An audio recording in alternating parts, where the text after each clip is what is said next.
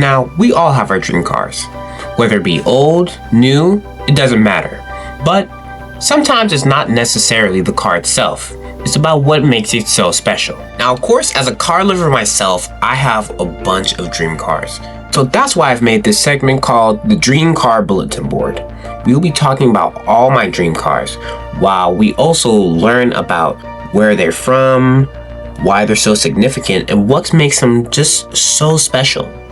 Yeah, you and me, baby. Whole segment. You and me, we're gonna be learning, and you can't leave. Timothy, nope. Come and sit down. Oh, shit.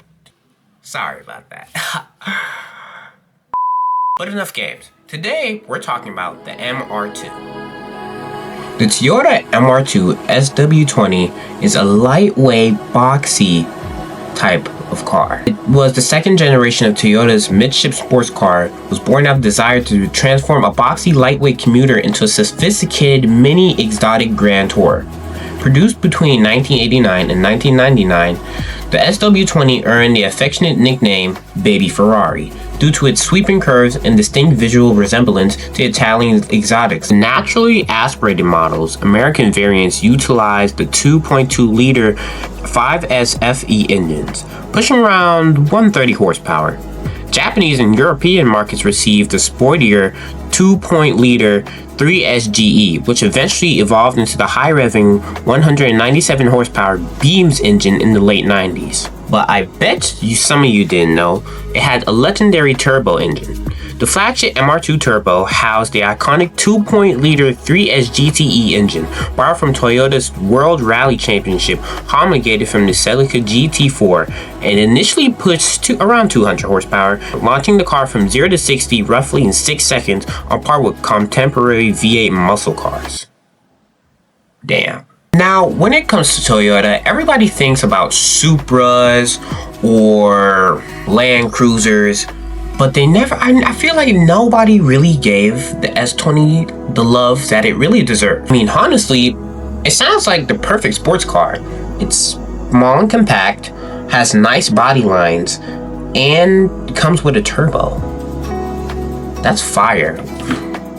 Over its long decade lifespan, the SW20 went through a lot of revisions, specifically 5. First, we have the Rev 1, going through 1989 through 1991. Then we have 1993 through 1996, which is kind of the golden age of cars, but what do I know? And what personally I thought what made it so cool is literally mid-engine. It's a mid-engine car from Toyota. It's literally a full-on rally car.